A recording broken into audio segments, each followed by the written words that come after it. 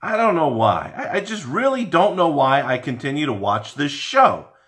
Am I a masochist? I'm a naughty boy! A naughty, naughty boy! Did I just say that? Hit the button. Let's get started.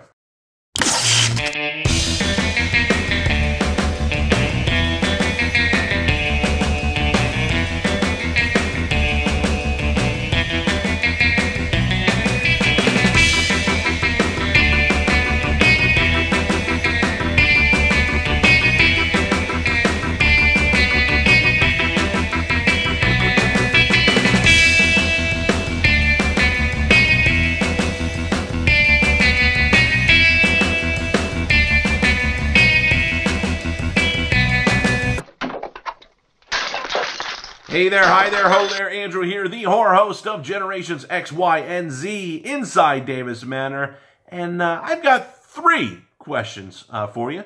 3 questions that are going to be inside this video, so make sure that you pay attention, listen to those questions, and answer them in the comment section down below. This video is about The Walking Dead Season 8, Episode 12, which is called The Key, and is probably one of the best episodes, if not the best episode, that has been produced in Season 8 that does not have Angela Kang as a writer, who is the upcoming showrunner for Season 9, if you were not aware of that. And before we begin, a big ol' shout out to the patrons of the channel. Thanks goes to all of them for helping me create some very cool videos. You too can be part of the show by clicking the link above or the links in the description box and at the end of the video as well. Doing that can earn you some swag, but more importantly, you have a say in the direction of the channel and future projects. Just like this weekly dedicated upload. Oh, I'm so clever with the words. This is called Walker Wednesdays. We do it every Wednesday here on the channel. And if you haven't done it yet, go check out the Patreon page. Make sure that you also subscribe to the channel.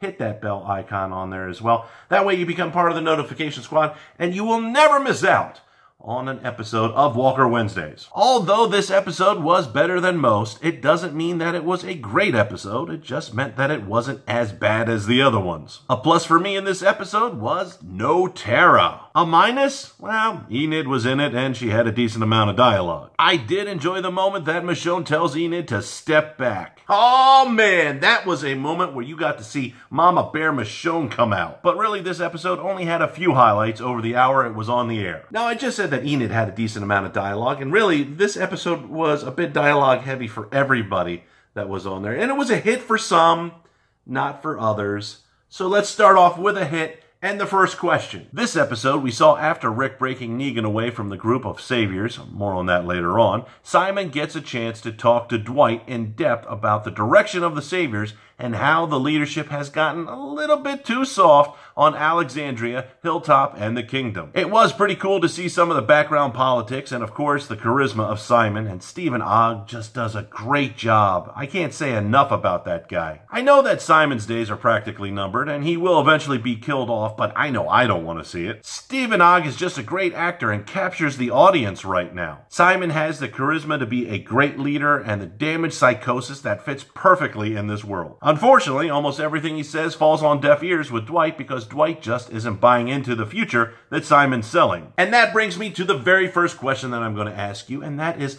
what personal skill do you have that would fit perfectly for the zombie apocalypse? Go ahead, leave a comment down below. This brings us to the second thing that I want to talk about prior to Rick and Negan's showdown in the episode. I had already alluded to the fact that Rick separates Negan from the Saviors, but backing that up just a bit, before he goes out on the mission, there is a moment between Daryl and Rick. Here are 2 guys that really need to hug it out, but don't. Daryl explains to Rick why he was impulsive and he attacked on the sanctuary and didn't wait for Rick. And Rick is just saying he's going to be okay over the death of Carl. I hate to say this, but I really think that it's going to hit Rick harder whenever Daryl dies than when his own son died.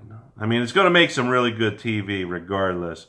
But I've gone out on the line here a few times in the comment section saying that Daryl is going to die by sacrificing himself for someone else, getting bit in the process. I think a good writer would choose that Daryl would save Judith in the process. That's what's going to cause him to die. I mean, it would make Daryl's story arc go complete full circle. I mean, if you think about it, he was so hell-bent on finding and saving Sophia in the beginning of the series and wasn't able to do that. But here, he'll be able to save little ass kicker. I gotta find out if that name is trademarked. That'd be a good rap name. Anyways, after watching the most that Daryl has possibly said in the entire season so far in this little monologue, I can only think of one thing while looking at Norman Reedus. And that brings me to the next question. What kind of smell do you think Daryl smells like? I mean, he never looks like he's clean or well-groomed at all. I'm going to go with toe jam and earwax. Come to think of it, that's a good name for a band. But anyway, speaking of clean and well-groomed, let's talk about the newest character in the Walking Dead universe, a lovable woman who obviously has the zombie apocalypse by the short hairs, and is cool and calm under pressure and isn't fazed by anything. All pluses in my book if you ask me, but the negative thing that she's got going for her is that she looks like the love child between Elton John and John Denver, which means I will respectfully call her from now on Elton Denver. I mean, it beats John, right? So, to be honest, the actor, Jane Atkinson, who's most known for her work in 24 and the House of Cards shows, she does an excellent job bringing life to the character that is going to be, for better or worse, changing the entire thesis of the show. And she is known only as Georgie. Yeah, you didn't think I was going to use that clip? Of course I was going to use that clip. I'm watching it on TV and I'm like, I'm definitely using a Stephen King's It clip on this one. But, saying that, where am I going here? Oh, the character. The character is going to be changing the entire thesis of the show, like I said. And that is because she is bringing knowledge to the show. Something that this show desperately needs. And I'm not saying that the people there are dumb, though some of them have done some really stupid things. I am saying that all of the doctors, anybody that has any knowledge whatsoever, seems to be dying. And the others, man, that are smart are kind of self-serving, like Eugene. I mean, could Georgie and crew be self-serving and this all be a ruse? Well, she gave the key to the future book already, so I'm going to say no. And this brings me to the Rick and Negan showdown. This takes about half of the episode to get to and is drawn out through the other half. And I have to say this, their fight, which was supposed to be epic, I am certain, is a complete metaphor for this episode. Let me go ahead and blow up this episode just a little bit here. This episode is effects driven. Makes sense because it's directed by special effects master Greg Nicotero. But Negan gets in his car. Before, I should say, he even gets in his car. We see everybody lubing up their weapons, right? They're dipping their stuff into walker guts, you know, because that way it's going to infect people. You don't have to actually make a kill shot. You just have to wound somebody.